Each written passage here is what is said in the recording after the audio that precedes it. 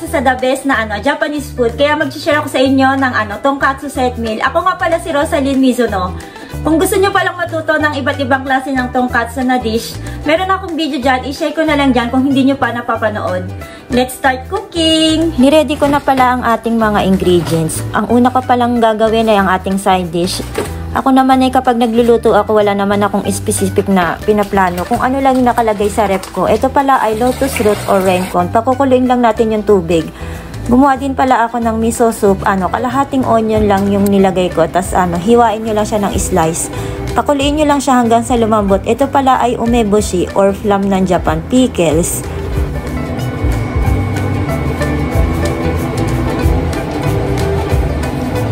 Maglagay tayo ng apron kasi baka madumihan yung damit natin. Ito palang umeboshi, tinanggalan ko lang siya ng buto tapos hiniwa ko ng maliliit. Tapos yung corn natin, hinugasan lang natin siya ng mainit na tubig tapos i-drain natin yung pinaka-water niya. Itong renkon natin, pakuluin lang natin siya ng 5 minutes. Yung pinaka-base pala ng taste ng miso soup ay dashi powder. Maghiwa lang tayo ng cabbage. Ang tawag dyan ay sengiri or shredded na cabbage. Ginagamit ng mga Japanese sa mga deep fried. Hugasan lang natin siyang maigi. Ito pala ay red miso paste. Yung mga Japanese, tatlo ang klase ng nila miso. Isang white, isang red, at saka isang combine na red at saka white. Ilagay lang natin ang tsuyu dashi or tsuyu dashi na flavor at saka yung tofu. Patayin nyo pala ang apoy kapag nilalagay nyo na ang miso paste. Ang laman pala ng miso soup natin ay wakame, onion, at saka tofu.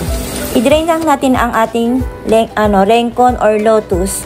Gagawin na natin ang ating side dish. Kinumbine ko ang corn, umeboshi or flam. Ang pinaka-taste niya ay mayonnaise or mentsuyu or tsuyu dashi. Haluin lang natin maigi para equal yung pinaka-taste niya. Itadakimasu.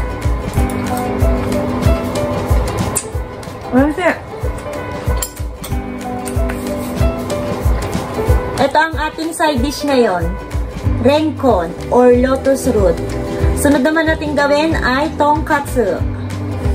Natapos na natin ang ating side dish, ang salad at ang ating soup. Nakapagluto na rin ako ng rice. At ang pinakahuli natin gagawin ay ang ating tonkatsu. Para ready na ang lahat, naghiwa lang ako ng slit sa baba. Tapos tinusok-tusok ko lang siya kung anong available na pwede yung pang flat sa tonkatsu. Hugasan lang natin ang ating pork. Tapos tuyuin natin siya ng tissue paper o yung ginagamit sa deep frying. Para dumikit yung nyo paglalagay nyo ng breadcrumbs. Nilagyan ko siya ng salt and pepper sa both side. Kailangan yung i-massage yung pinaka salt and pepper sa bawat side niya.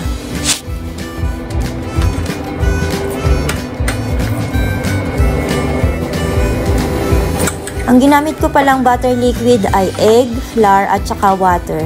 Pinakuluan ko muna yung pinakamantika niya bago ko siya ilagay sa butter liquid at saka sa breadcrumbs. I-coat lang natin siya ng breadcrumb.